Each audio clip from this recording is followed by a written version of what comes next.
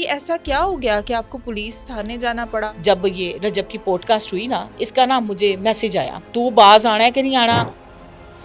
एक लड़की, वो किसी को जान लेने की धमकी। आयशा जट्टी के बहुत लंबे हाथ हैं। आयशा के अपने नंबर से, तेनू शर्म नहीं आती?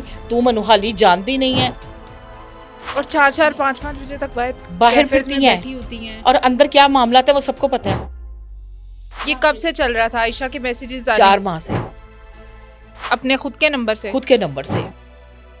मेरी पॉडकास्ट के बाद आपको किसी ने एज अ गेस्ट बुलाया था? नहीं, गेस्ट नहीं बुलाया था। वकील साहब भी और आयशा जट्टी भी दोनों जो हैं वो ज्यादा नाम दूसरे बंदे का ले दूसरे रहे बंदे होते का, हैं। क्योंकि फेम मिलता है ना वहाँ से। पर्चा नहीं किया उन्होंने आप नहीं किया पर्चा। कि आयशा जट आपको धमकियां दे रही है या आपके ऊपर, इसने आपको वाकई कहा कि मैं आपके मुंह पे तेजाब फेंकवा दूंगी और जी, आपने ये बात सच इन्होंने को क्या बताई? किया हुआ है, मेरी आईडी की ना एक फेक आईडी बनाई हुई है मेरे नाम से। एक जगह आप उन्हें कह रही थी मैं यूएसबी निकाल के रख दूंगी। हाँ, वो यूएसबी में बड़ा में कुछ क्या है। देखिए, बाहर की ट्रांजैक्शन आती हैं, झूठी डॉक्टर बन के लोगों से फीसें मंगवाती है।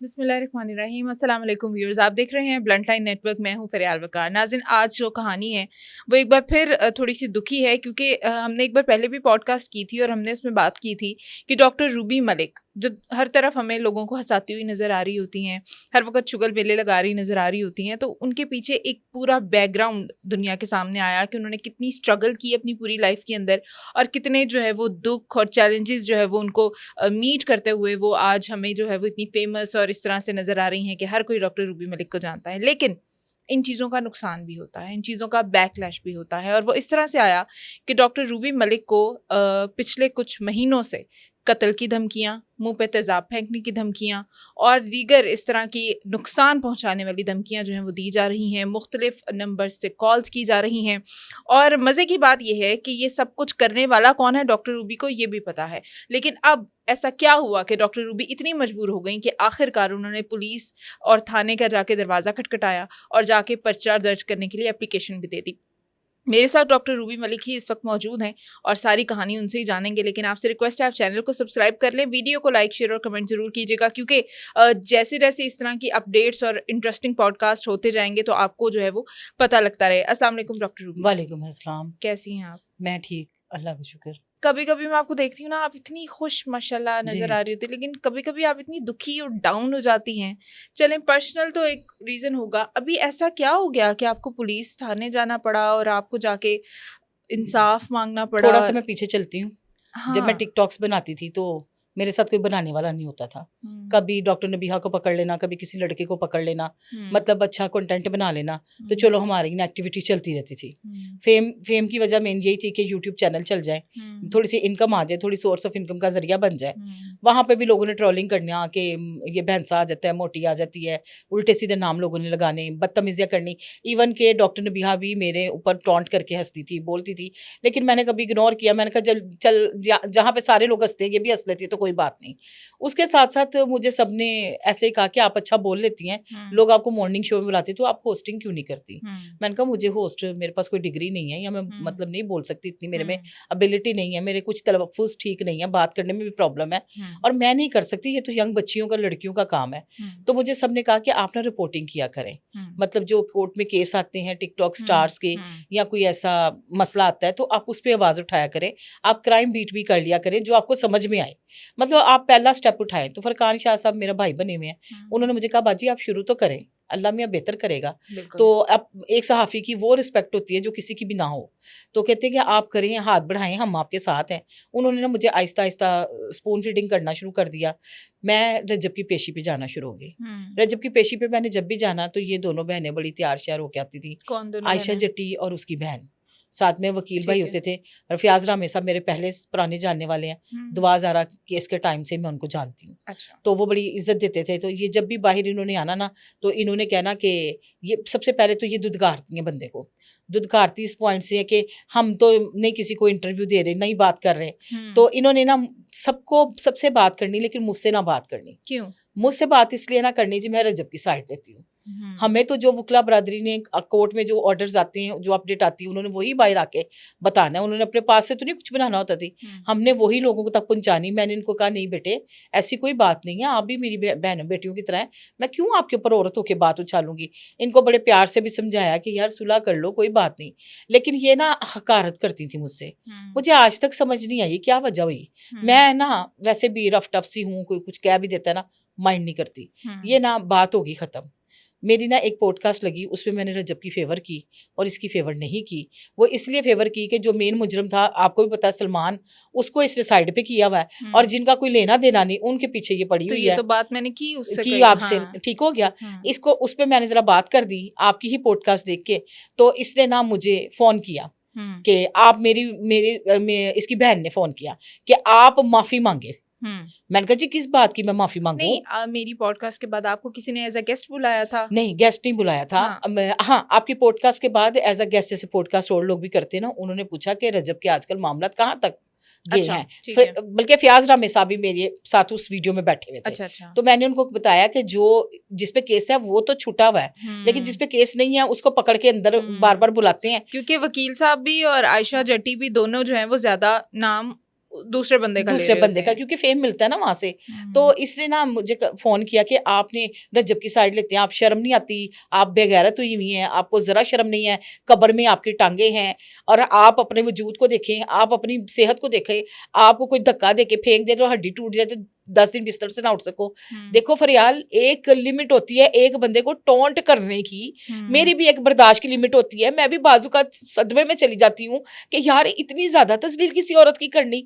मैंने ना वहाँ कह दिया, मैंने फरकान शाह साहब के साथ बैठी, मैंने एक व्लॉग किया, मैंने कहा फरकान भाई मैंने आज के बाद ना रजब की रिकॉर्डिंग पे नहीं जाना, मेरे से ना इस तरह की बातें नहीं हो रही, लोग मुझे ना बहुत ज्यादा थ्रेट कर रहे हैं। उन्होंने कहा बाजी डरना नहीं है, मेरी बहन घबराना नहीं, हम साथ है।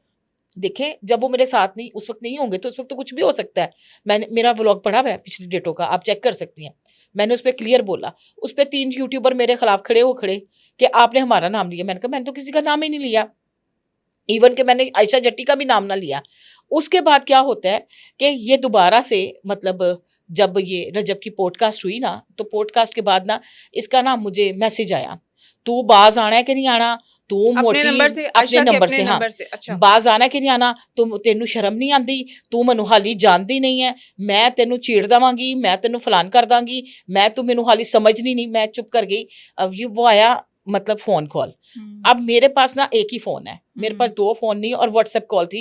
ये जब FIA वाला डेटा निकालेंगे तो उनको पता लग जाएगी कॉल में क्या बात हुई थी। उस पे भी मैं ना थोड़ा सा चुप करके ना मैंने यही कहा, मैंने रिपोर्टिंग नहीं करनी। मैंने अपने व्लॉग में ये कह दिया कि रजब तो पानी भी नहीं किसी को पूछता, मैं इसके ऊपर नहीं कर रही, आइंदा से रिपोर्टिंग नहीं कर रही। एक हिसाब से जिसको कहते हैं ना इज्जत सबको प्यारी होती है। आप डर गई थोड़ा सा कि साइड पे हो गई कि इन्होंने तो अपने हर चीज। आयशा जट से एक सेकंड घबरा गई एक बार। हाँ। इसका मतलब है कि आपको लगता है कि क्या वाकई आयशा के पीछे ऐसा कुछ है, ऐसी कोई स्ट्रेंथ, ऐसी कोई पावर? आयशा जट एक लड़की जो ये हर तरफ कहती है मेरे साथ ज्यादती हुई है, मैं मजलूम हूँ, पिछले दिनों मुझ पे फायरिंग भी हो गई है, वो किसी को जान लेने की धमकी या किसी को तेजाब मुंह पे फेंकने की धमकी कैसे दे सकती है? मैं आपको एक बात बताऊं, आयशा जट्टी के बहुत लंबे हाथ हैं। कैसे? ये देखें, आपको पता है कि दोनों औरतें किस केसों में किन लोगों को बुलाती हैं। मैं फीमेल मार्केट में फिरने वाली बंदी, जगह जगह काम करने वाली बंदी, मेरे में इतना हौसला नहीं है। ये कम उम्र औरतें दोनों, और दोनों फिर अकड़ती हैं, गालियां देती हैं, बदअखलाकी करती हैं, 4-5 बजे तक बाहर फिरती हैं, और अंदर क्या मामला है वो सबको पता है, वो सबको पता है। और ऐसियों को जो मामला होते हैं वो कुछ भी करा सकती है, फरियाल कुछ भी करा सकती हैं। मुझे इसने कहा, इसने ना मुझे एक क्लिप भेजा वीडियो का, मेरा फोन बाहर है, मैं आपको दिखा देती हूँ। उस क्लिप में इसने कहा, तूने मेरे ऊपर फिर दोबारा बात की है, तू देख मैं तेरा करती क्या हूँ, तेरा कत्ल ना मैंने करवाया, और तू समझ होता क्या है तेरे साथ। तू रजब के घर का पानी पी आई तो तू समझती तू खुदा बन गई है। मुझे एक बात बताओ यार, घर में कोई भी नहीं होता, मैं अकेली होती हूँ, बच्चे बाहर होते हैं, मैं किस तरह मैनेज करूँ यार? आप लोगों की सपोर्ट होती है लेकिन वो ऑफिस तक की है, बाद में मेरे घरों में तो कोई नहीं जाके रहता यार। इतनी जलालत। ऊपर से मैं चली गई पुलिस स्टेशन कंप्लेन करवाने के लिए। मैं 2 दिन पहले गई हूँ। कब से चल रहा था आयशा के मैसेजेस? 4 माह से। अपने खुद के नंबर से अच्छा। पूरा डेटा निकलवाए। और ये क्या करती है, 1 टाइम मैसेज डिलीट हो जाता है, और कुछ मेरे पास है भी मैसेजेस उसके जो डिलीट नहीं हुए हुए, मतलब वो वन टाइम वाले नहीं है, वो दूसरे वाले मैसेजेस हैं। इसने कहा मेरी बहन से माफी मांग, मेरी बहन से माफी मांग। हाँ जो पलवशा जो है। फिर ऊपर बात की आपके ऊपर कि उसको भी तुमने ही सिखाया था, उसको भी तुमने ही पटाया था, उसको भी तुमने ही हमारे बारे में कही थी।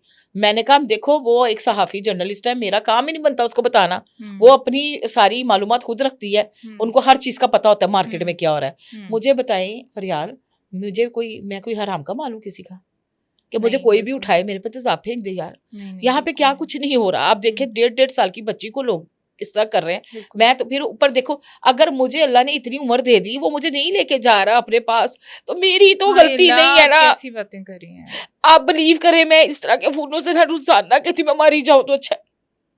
मैं पुलिस स्टेशन जाती हूँ, पुलिस स्टेशन में SHO मुंह में दांत में वो टूथपिक मार रहा है अपनी, और उसने बैठाई रखा है सांदे में, उसने बैठाई रखा जी आप प्रूफ दे। अब वो जो ASI है जो एप्लीकेशन जो दी थी उसके ऊपर भी वो उनके लिए मजाक है, उनके लिए सोशल मीडिया मजाक है, उनके लिए एंकर मजाक है। मतलब आप देखें, मुझे नहीं लगता कि हमें इंसाफ मिले यहाँ पे।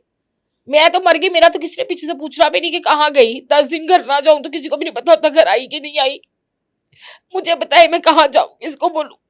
मैंने कभी इतना बेबस अपने आप को नहीं पाया। अगर 4 पैसे मैं बैठ के कमा रही हूँ, मैंने इनको कुछ भी नहीं कहा, ये तो है ही हमारा गर्द, ये तो है ही किरदार की गंदी औरतें। इन्होंने मेरी बात सुने, इन्हें कौन सा कोई ऐसा बंदा है, या मैं हूँ या आप है या कोई भी है, जो ऐसी कोई बात कर रहा है जो अपने पास से बना के करे। ये सारी बातें आयशा जट से जितने भी मैंने सवाल किए थे, या जो भी आप लोग बात करते हैं, ये खुद की हुई है सोशल मीडिया पे। डिफरेंट लोगों को इंटरव्यूज दिए हुए, अपने मुंह से की हुई बातें। कुछ लोग कह रहे हैं कि सलमान के साथ राब्ते में रहती है, सलमान के साथ राब्ते में रहती है, सलमान इसको गाइड करता है। कुछ लोग ये कहते हैं, कुछ लोग ये कहते हैं कि ये रजब का पैसा खाना चाहते हैं मिलके, और रजब को तंग करवा रही है। लेकिन यार मेरा रजब से क्या लेना मिला हुआ है साथ इसके? सब लोग यही कहते हैं, मार्केट में अक्सर आवाजें यही आती हैं कि सलमान इसको गाइड करता है। तो ये झूठ भी बड़े बोलती है, आपको पता ही है। उसके लेकिन आप गई तो थी, आपको लगा सलमान में ऐसी नहीं, मेरी सलमान से इतनी ज्यादा बातचीत नहीं हुई, लेकिन मैंने जितना भी देखा है ना, वो अपने मोबाइल में अपने काम में है, वो उस तरह का नहीं है। रजब में देखे बुलाया उसने, अगर उसने मुझे बुला लिया, एक तरह से वो कमीनी डॉक्टर को तकलीफ पड़ गई मेरी, रजब भाई ये कैसी औरतों को। अब मुझे बताओ, ये लफ्ज है कैसी औरतों को, क्या किया मैंने 2-2 3-3 यार तो नहीं रखे हुए, या मैं कपड़े उतार के तो नहीं फिर रही, या मैं बगैर निकाह के तो किसी के साथ ताल्लुकात नहीं रखी। कोई ऐसी हिस्ट्री, कोई चीज निकाल दे यार। एक उठता है कोई LWMC का ट्रक बना देता है, दूसरा उठता है वो ये कह देता है ये कह रजब भाई आपने इस कैसी औरत को बुला लिया, तीसरा उठता है वो कहता है तेजाब फेंकवा दे। मुझे बताओ मैं जाऊं तो जाऊं कहाँ, कहूं तो कहूं किसको। अच्छा थाने से शुरू करते हैं। आप थाने गई? थाने गई। पहले तो आपने इतने महीने बर्दाश्त क्यों किया? आपको पहले दिन ही चले जाना चाहिए था। मैं आपको एक बात बताऊं, ये ना नॉर्मल रूटीन की बातें होती है। जब कोई किसी को थ्रेट कर दे, मैं कहती हूँ ऐसे ही फजूल कर रही है। लेकिन जब इन्होंने कैफे में एक बंदा इनको कह रहा है, वो शेबी नाम का बंदा कह रहा है कि ना मारो ना मारो, और ये औरतें लड़ रही हैं और कुर्सियां फेंक रही हैं और शीशे के गिलास फेंक रहे हैं, तो आप मुझे बताएं वहां पे मैं इनके सामने क्या हूँ? ये तो सारे जवान है, लड़ लेते हैं एक दूसरे के साथ। मेरे साथ किसने लड़ना है? मैं तो ऐसी बंदी नहीं हूँ, मैं डर गई हूँ भाई, मैं तो शरीफ औरत हूँ। मैं तो देखो एज ए एंकर काम करती हूँ, होस्ट, वो भी लोगों को हंसाने वाली। मेरा आप जबला भी पॉडकास्ट देख ले, कितनी अच्छी और कितनी सोफिस्टिकेटेड पॉडकास्ट है। किसी ने मुझे ये नहीं कहा, आप बिलीव करें, मैंने इससे पहले मुझे अचीवमेंट्स इतनी नहीं हुई जितनी इसके बाद हुई। उसके बाद मुझे बड़े लोगों ने फोन किया, बहुत बड़े बड़े एंकरों ने मुझे अप्रिशिएट किया, जर्नलिस्ट ने अप्रिशिएट किया, मुझसे प्यार किया। फैसल कामरान साहब जो DIG हमारे हैं, उन्होंने अप्रिशिएट किया। मुझे बताएं जहाँ पे ये तो फिर तो आपको उनके पास ही जाना चाहिए कि आपके सांदे के SHO ने मेरी मुंह में टूथपिक लेके बैठा और बदतमीजी, मतलब आप देखो मुझसे कुछ नहीं कह रहा, मतलब लाइक मुझे बताना नहीं आ रहा कि एक मॉडर्न थाना है और थाने में SHO बैठा है और वो कुर्सी पे टूथपिक मार रहा है दांतों में, और कार किथे तेरा, कार के पास तेरा हाँ, ऐसे बात करते हैं। यानी कि ये तो हमारी हुकूमत को, हमारी हुकूमत पंजाब देखे ना, कि जिन्होंने थानों के जो है वो इंफ्रास्ट्रक्चर के ऊपर इतना पैसा आवाम का लगाया कि थाने मॉडर्न हो जाएंगे, थानों का माहौल बदल जाएगा, तो क्या अंदर बैठे हुए लोगों का भी माहौल बदले? क्या इनकी वर्दियां बदल दो जी, इनके मिजाज ठीक हो जाएंगे, इनकी बिल्डिंग बदल दो जी, इनके मिजाज ठीक हो जाएंगे। ये कभी भी इनका वो मिजाज कहती है ठीक सांदा नहीं हो रहा है, थाना इसका और मतलब है इस्लामपुरे SHO थाने आज भी वैसे वैसे ही बात करता वैसे ही है। बात करते हैं। सांदा और इस्लामपुरा थाना, ये कहती है ये दोनों मेरे पॉकेट के अंदर हैं। रजब ने भी वहां एप्लीकेशन दी थी तो क्या कर लिया था उसने मेरा, ये आयशा जट्टी का कहना है। तो देखें फिर बिल्कुल, यही हमें इसको ये याद है इस्लामपुरा में हालांकि उसके खिलाफ। इस्लामपुरे थाने मेरा आना जाना होता है, आपस में मामला भी कई होते हैं, हम लोगों को लोगों पे एप्लीकेशन देना पड़ती है, कोई हमें भी बुला लेता है, अक्सर पॉडकास्टों में होता ही है, लेकिन कभी भी बदतमीजी नहीं की। लेकिन यहाँ पे मैंने उस दिन नया रूप देखा कि यार ये कैसे लोग हैं। ये वजीर आला साहिबा कहती हैं जी और औरतें मेरी रेड लाइन है। ये मैं हैरान हूँ, थानों में SHO क्या हो खाने रहा है? तो खाना खा के कहीं उठ के आया था, उसको लिटरली ये तमीज नहीं थी कि औरतें सामने औरत बैठी है और रात के 10 बजे बैठी है, अगर वो रात के अंधेरे में मेरे पास आई है तो एटलीस्ट उसकी मैं बात तो तरीके से सुनूं। ये NCCI का है, ये NCCI का है, आपके पास सॉलिड प्रूफ नहीं आपको है। पता है हाँ गुलशन रावी थाना, जी, मेरे घर से एक बंदा गया, कोई छोटी मोटी सी एप्लीकेशन थी, एप्लीकेशन लिखने के पास इनके पास पेन नहीं था, उस दिन भी ऐसा था, नहीं था कागज पेन, नहीं मिल रहा, पेन नहीं मिल रहा, नहीं मिल रहा, उससे पेन पकड़ो, उससे पेन पकड़ो, ये तो थानों के ये खिलाफ है। बिल्कुल है। उस दिन भी पेन नहीं था, उस दिन भी नहीं था, बड़ी मुश्किल से उसने दूसरे से पेन मंगवाया, एप्लीकेशन में लेके गई थी, तो मुझे था कि शायद मॉडल टाउन थाना लगता है, मेरी रिहाइश उधर की है तो वो सांदा लगना था, तो वो उसमें करेक्शन करनी थी थोड़ी सी। लेकिन एक मैं वैसे भी आपसे एक बात करूं कि मैं अप्रिशिएट करती हूँ उन सहाफ़ियों, उन जर्नलिस्ट लेडीज को जो इतने बड़े हजूम से निकल के आती हैं।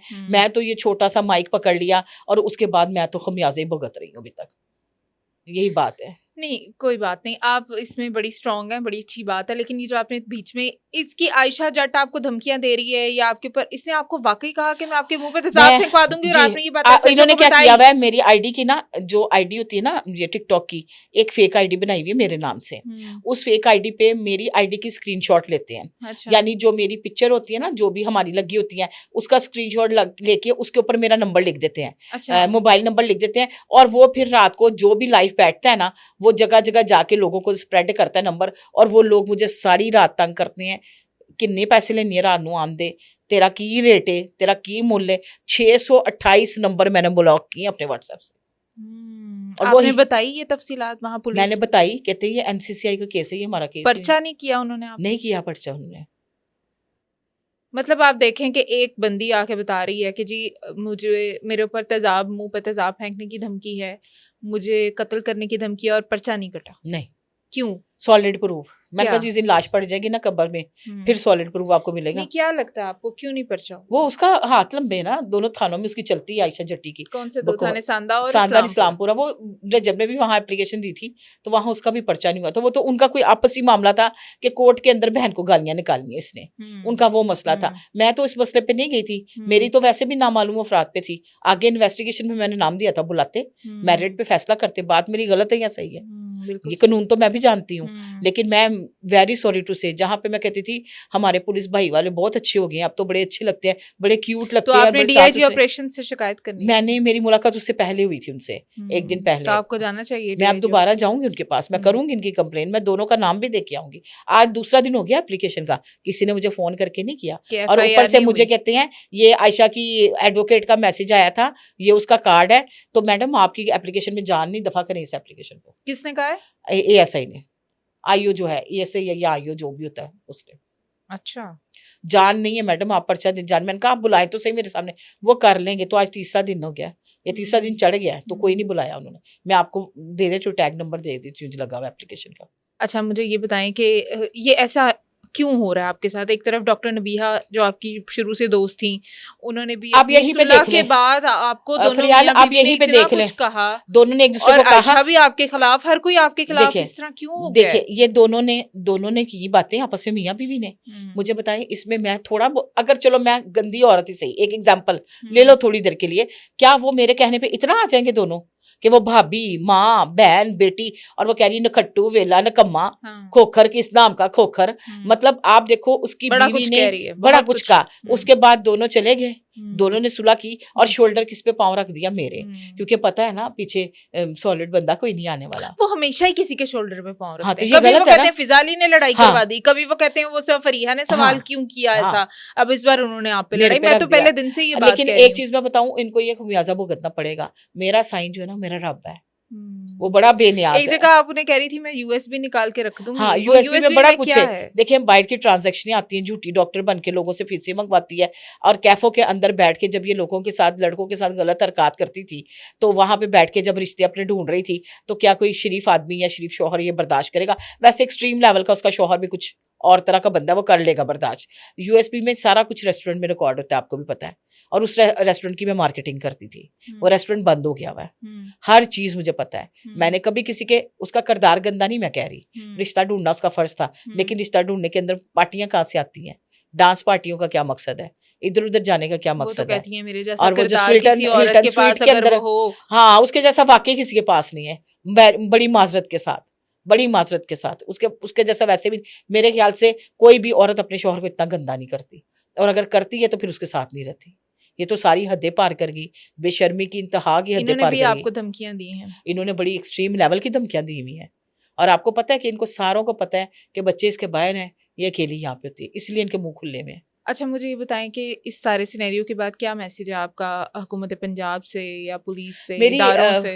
फैसल कामरान डीआईजी पंजाब जो है, मेरी उनसे रिक्वेस्ट है कि देखिए, सीएम साहिबा को सारे अपील करते हैं, मेरे इस केस को देखें बुला के, और इनको बुलाएं, इनसे पूछें कि क्या रीजन है, इसके ऊपर एफआईआर काटी जाए।